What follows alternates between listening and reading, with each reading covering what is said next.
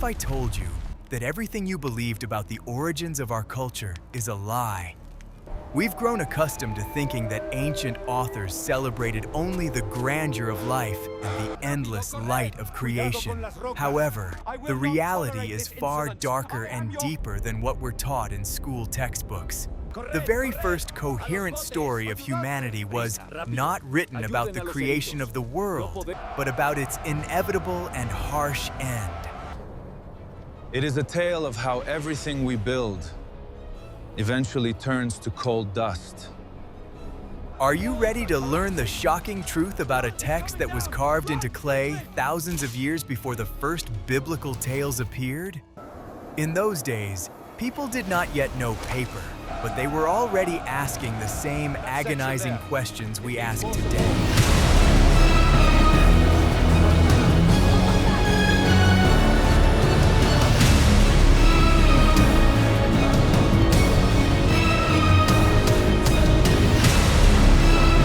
They used reed pens to leave a message for eternity on damp clay tablets. It was a time when the gods still walked the earth, and the boundaries between reality and myth were almost invisible. This text survived the fall of empires and barbarian invasions to reveal its secrets to us today. Watch the video to the end, and you'll learn how deciphering the broken clay tablets forever changed our understanding of the past. You'll see how archaeologists piece together this ancient puzzle, hidden beneath layers of sand for millennia. We'll explore why this ancient epic perfectly describes the midlife crisis familiar to many modern men. What exactly was the discovery that made the fearsome king weep over the ruins of his dreams? And most importantly, what lesson can we draw from this story today, living in a world of high technology? A secret passed down from generation to generation holds that true power is built not on wealth, but on strict control over the surrounding space. The ancient city of Uruk was a colossal machine for transforming human labor into monumental architecture. Gilgamesh was a real historical figure whose existence is confirmed by solid archaeological evidence and administrative records.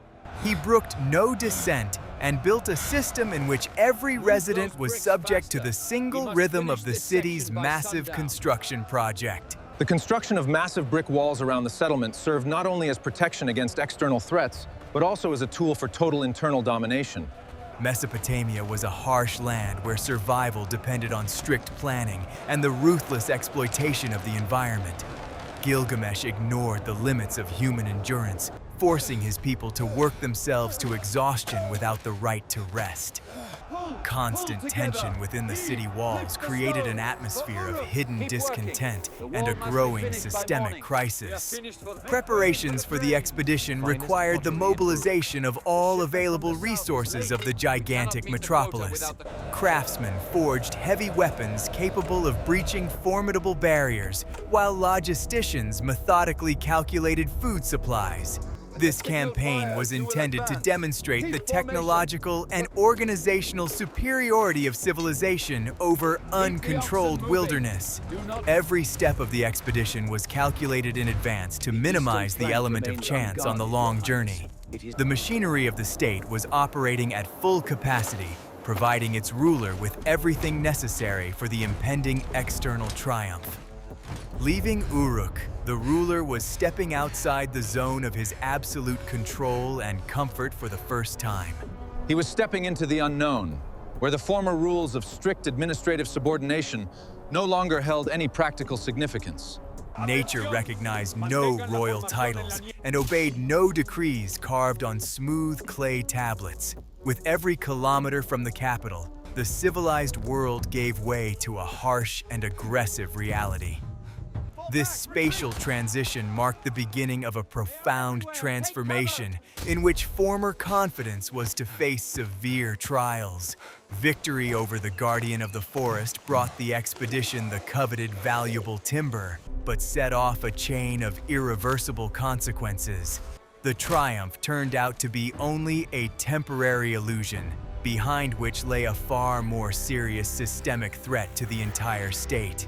The ruler had disrupted the ancient ecological balance, and now he was about to face an asymmetrical response from higher authorities.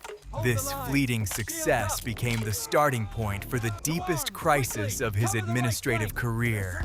I'd love to hear your thoughts. Do you agree that excessive ambition always leads to ruin? Let me know in the comments and be sure to subscribe to our channel. Are you ready for the shocking truth about how a single diplomatic blunder can destroy an empire? The expedition's return to Uruk was accompanied by an unprecedented triumph and a public display of the captured forest riches.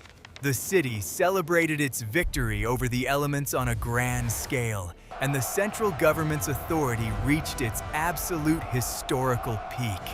However, this defiant success drew the close attention of higher authorities who strictly controlled the regional balance of power.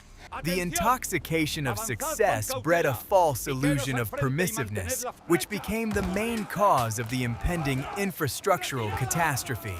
This move was a colossal political risk, grossly violating all the basic diplomatic protocols of the ancient world.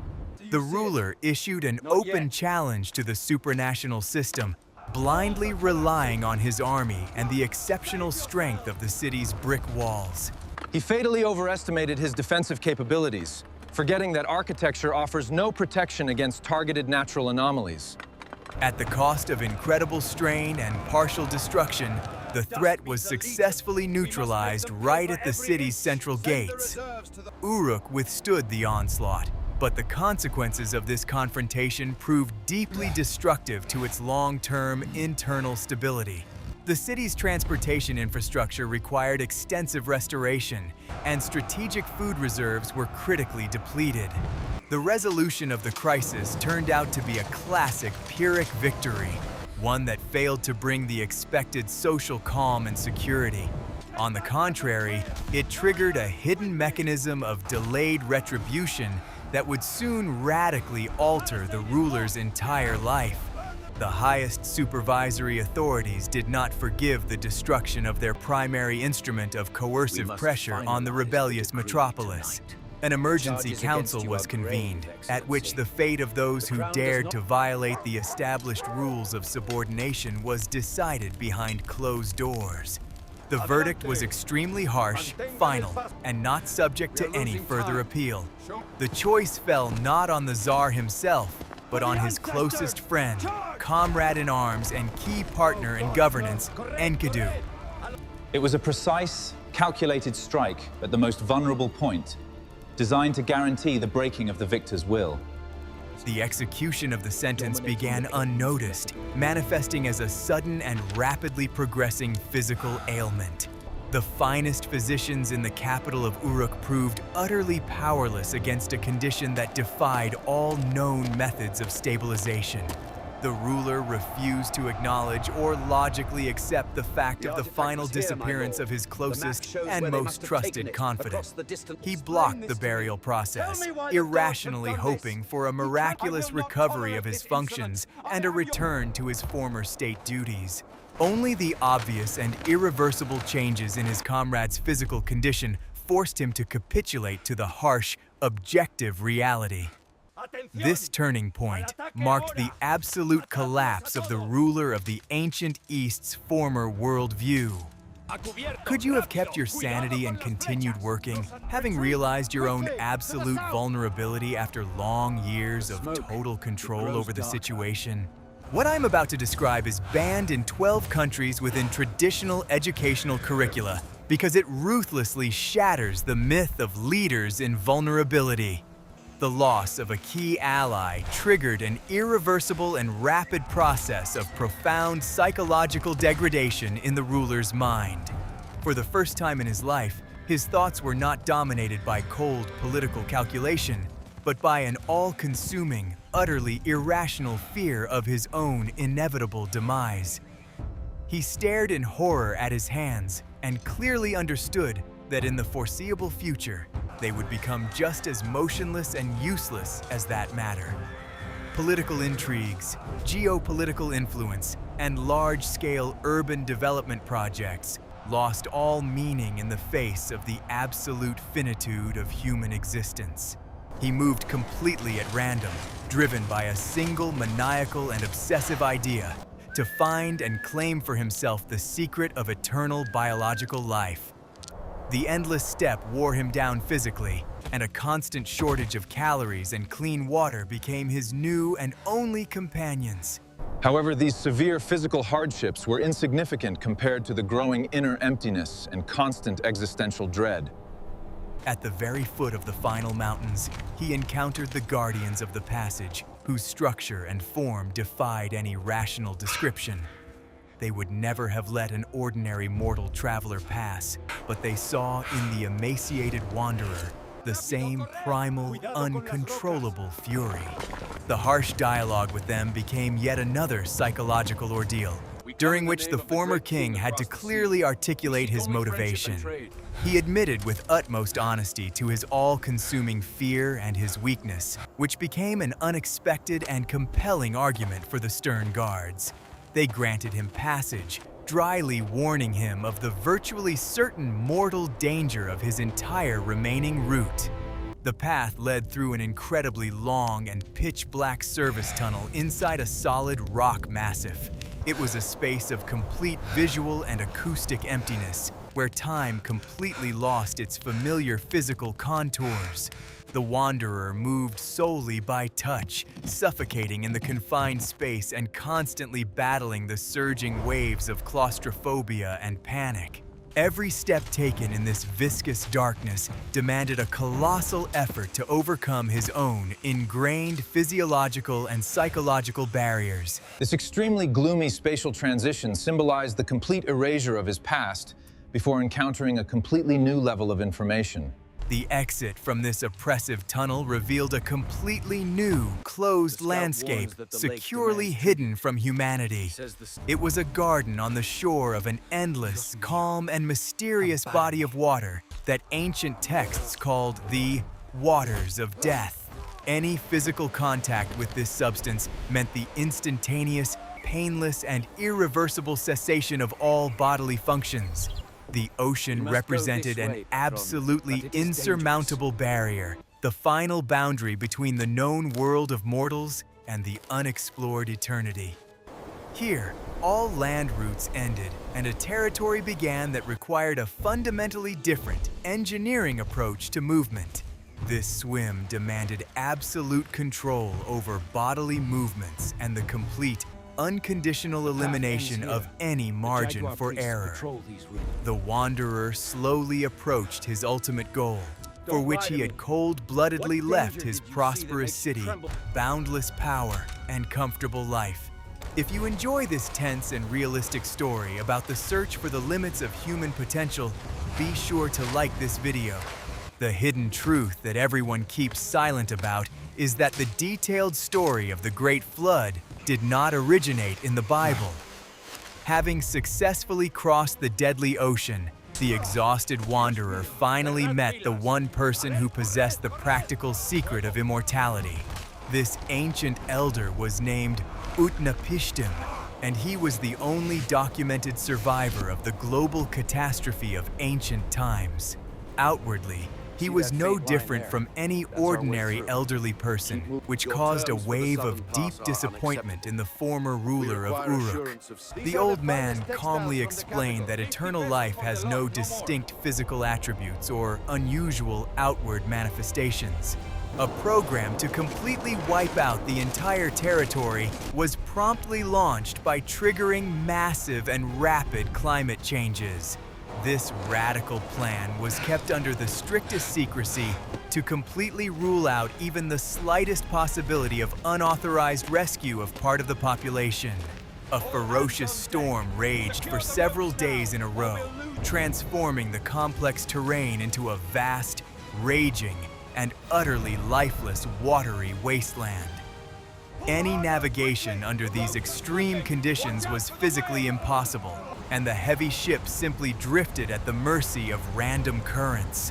The people trapped inside a confined space were under constant, immense stress and faced complete uncertainty about their future.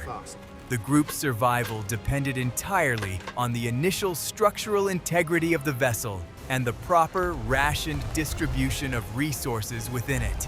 The Elder strictly controlled every internal process, maintaining iron discipline among all the frightened surviving passengers. When the atmospheric anomalies finally ceased, the massive ship moored securely to the summit of the only mountain protruding from the water.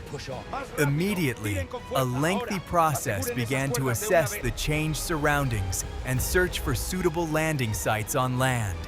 The Elder systematically and methodically released birds to determine by their return or absence the presence of stable dry land far from the ship. This technologically simple yet highly effective aerial reconnaissance system ultimately yielded a positive and long-awaited result. A return to normal activities required extreme caution and a very systematic exploration of the completely devastated territory.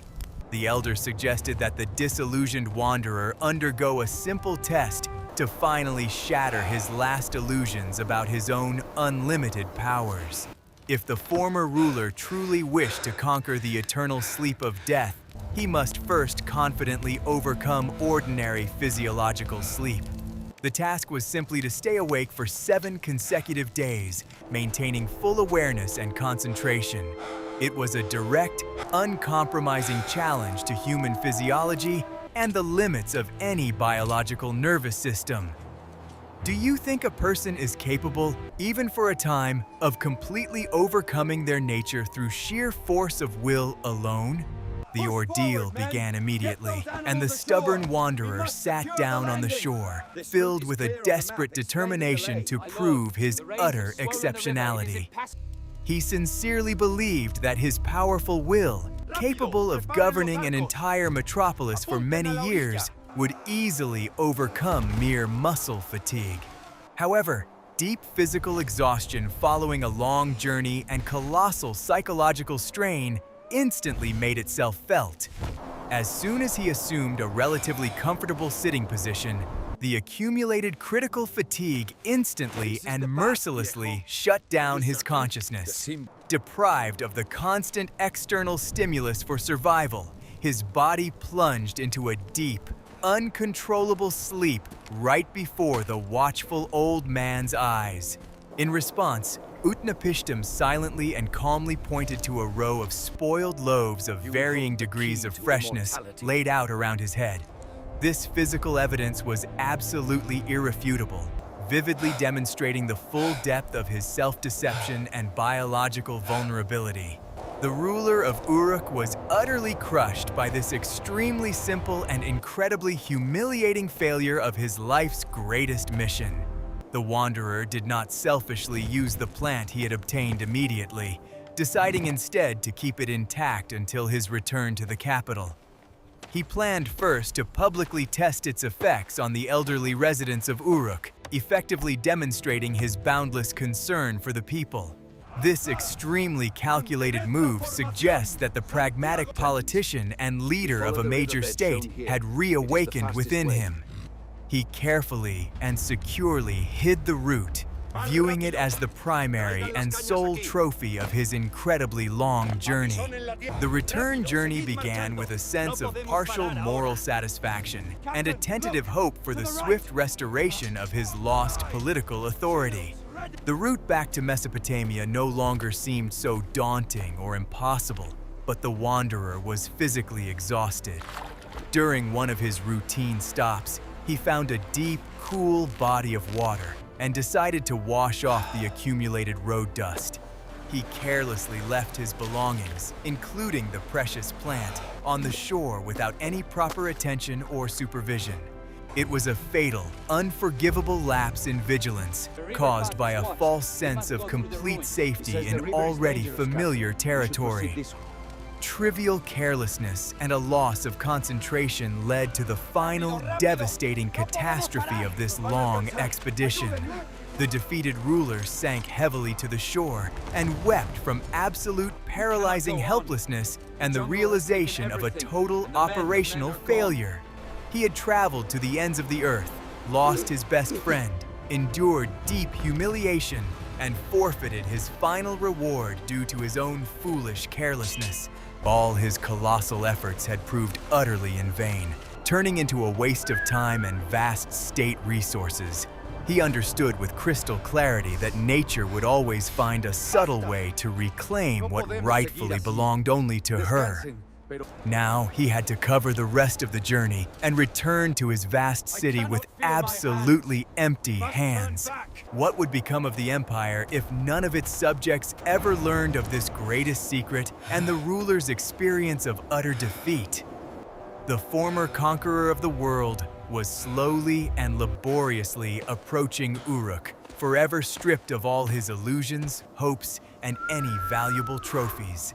His steps were excruciatingly heavy, and his mind had been completely and irrevocably cleansed of his former arrogant and destructive pride. He no longer felt at all like the master of the universe, ready to defy the established laws of nature with impunity. This was the path of a mature man who had finally accepted his natural biological limitations and come to terms with the inevitable end. In the distance, the massive brick defensive walls of his native metropolis came into clear view, brightly illuminated by the rays of the setting sun. For the first time in a long while, he looked at these colossal architectural structures with entirely different eyes devoid of vanity. Hundreds of inscribed clay tablets were carefully fired in kilns, acquiring incredible durability and resistance to any external influences. This inexpensive material was capable of surviving many centuries without issue, unlike fragile human memory or perishable wood.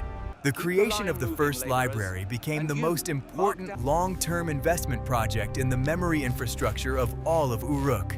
Texts were regularly and methodically copied and carefully stored in securely protected repositories under very strict supervision. In this way, the aging ruler skillfully transformed his deep personal crisis into a universal and eternal educational tool. The wise ruler of Uruk peacefully passed away as an ordinary mortal, leaving behind a strong and balanced state. His body was laid to rest in strict accordance with all city traditions, without any miraculous resurrections or anomalies. The city continued to live autonomously at its own pace. The brick walls stood firm, and the complex water supply system operated without a single glitch. This ancient story clearly demonstrates that any quest for absolute power sooner or later shatters against the immutable laws of the universe. True legacy is measured not by the number of years lived, but by the durability of the structures created and the experience honestly passed down to descendants. The physical ruins of Uruk have long been securely buried under thick layers of sand, but the administrative wisdom embedded in them continues to exist. The epic became a powerful conceptual framework for many subsequent philosophical and complex religious systems of antiquity. Do you think a modern politician or businessman is capable of leaving behind an equally enduring and honest, intangible legacy? After several millennia, the mighty brick walls of Uruk and other once great cities of Mesopotamia had turned into shapeless mounds of earth. The relentless sands of the desert had completely engulfed the luxurious palaces, vast storehouses, and incredibly complex irrigation systems of the ancient civilization. The relentless passage of time completely obliterated all political boundaries, erased the names of ambitious kings, and turned the metropolises into lifeless wastelands. For a long time, it seemed that the entire early history of this pivotal region had been lost forever and forgotten by all of humanity. Only rare, accidentally discovered fragments of broken pottery faintly reminded us that incredibly vibrant urban life once thrived here. In the mid-19th century, well-equipped European archaeological expeditions arrived in the territory of modern-day Iraq with ambitious plans.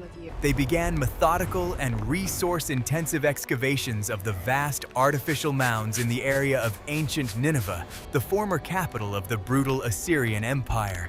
In 1872, Smith was intently working on the routine sorting of tablets bearing mythological and religious texts.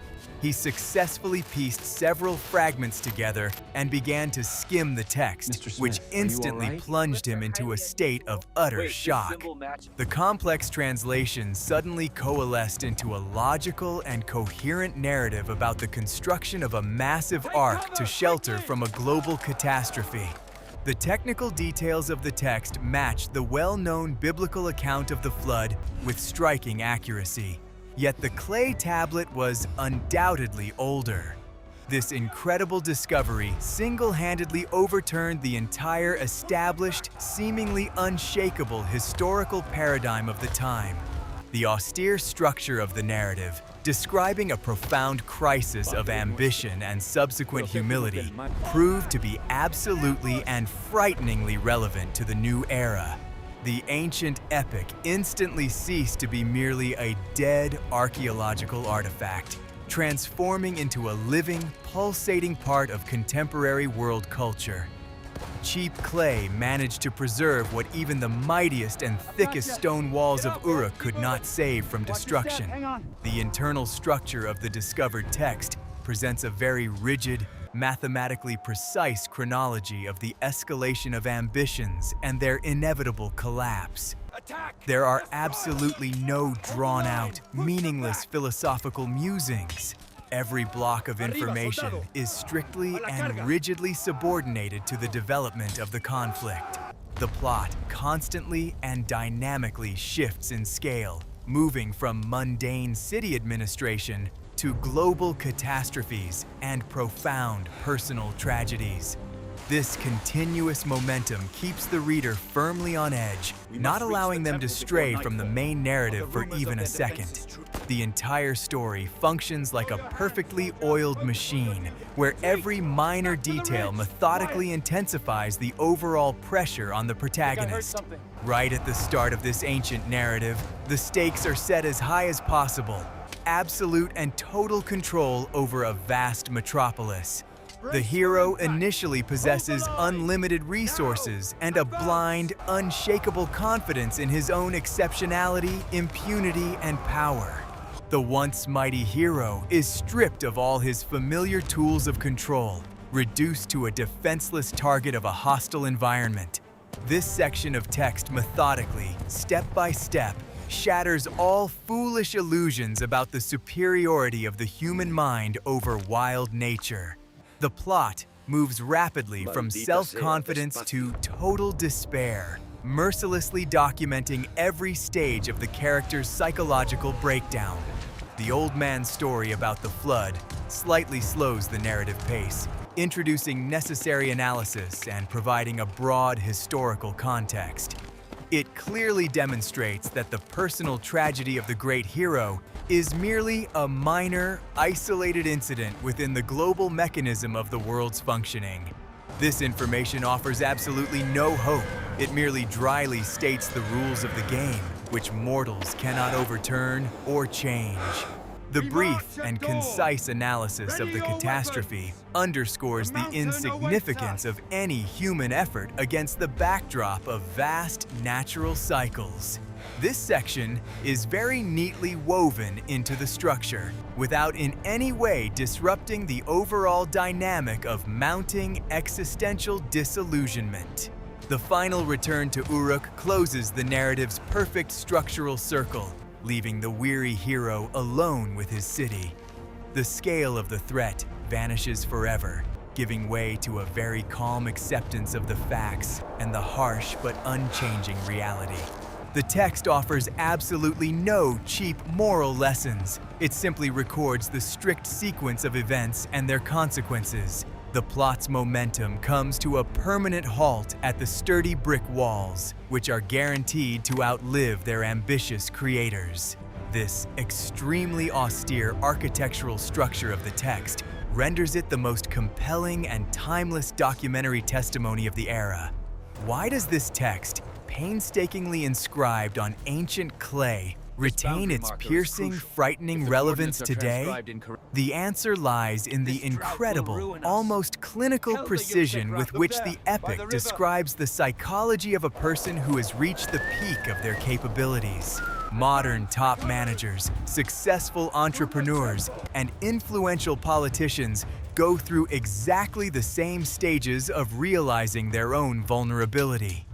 Having reached the absolute pinnacle of their careers and financial prosperity, they suddenly and harshly confront the inescapable fact of physical aging. The luxurious comfort that surrounds them offers no refuge from the cold realization that their allotted time is rapidly and inexorably running out.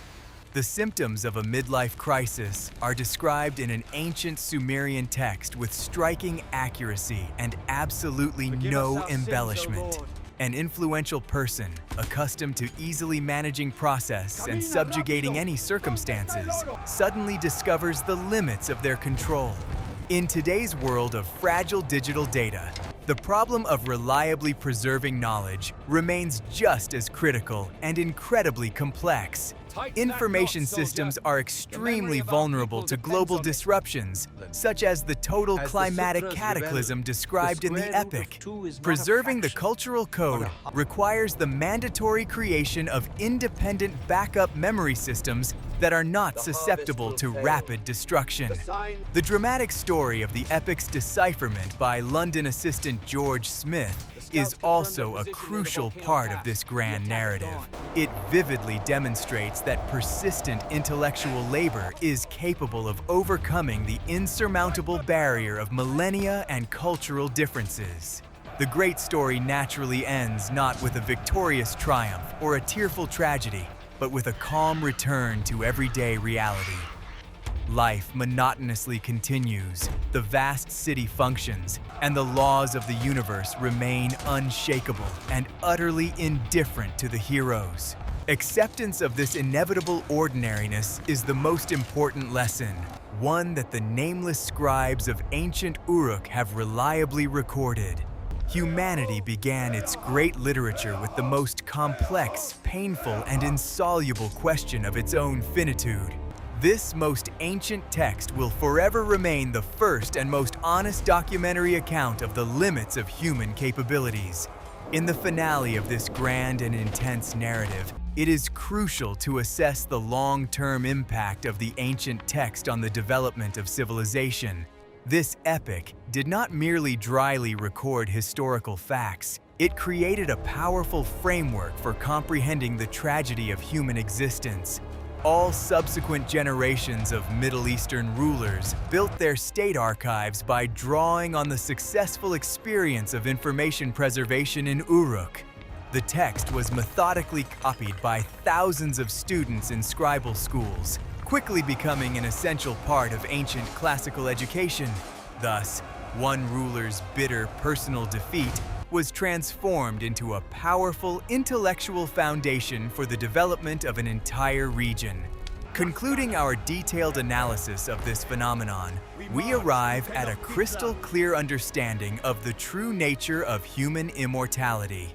It is categorically not measured by the duration of the biological existence of a single human organism within the confines of a single brief historical epoch. It lies exclusively in the ability to create a structure, an idea, or a useful text that will be guaranteed to be in demand by future generations. The great king of Uruk achieved his cherished goal, albeit in a completely different, far more painful way than he had originally planned. His animalistic fears and administrative errors became the very foundation upon which humanity built the edifice of written culture. This ancient documentary chronicle teaches us to maintain the utmost clarity of mind in the face of the inevitable biological end. It urgently calls on us to forever abandon dangerous illusions of omnipotence and focus on the real, achievable tasks of the present day. The understanding of one's own mortality should not paralyze the human will, but rather powerfully stimulate creative and strictly organized activity. Walls require constant technical maintenance. Complex systems require monitoring, and valuable knowledge requires reliable and timely documentation. This is the harsh, utterly cold, yet incredibly effective pragmatism of the very first human epic. A history that began with unbridled and aggressive ambitions very logically ended in the silence of museum archives and spacious academic lecture halls. This incredibly long journey from urban construction to complete obliteration and subsequent rebirth through text is a universal formula. We turn the final pages of the ancient clay chronicle, realizing the incredible scale of the intellectual work accomplished by humanity. The Epic of Gilgamesh remains forever a monumental testament to how the mind attempts to comprehend its own limits. It is precisely in this honest recognition of harsh boundaries that a true, mature civilization is born, one capable of passing on its experience through the millennia. What other ancient texts or historical events do you think hold such powerful lessons for leadership and life? Suggest topics for future historical analyses that you'd like to see on our channel in the comments, and be sure to subscribe so you don't miss our next gripping investigations.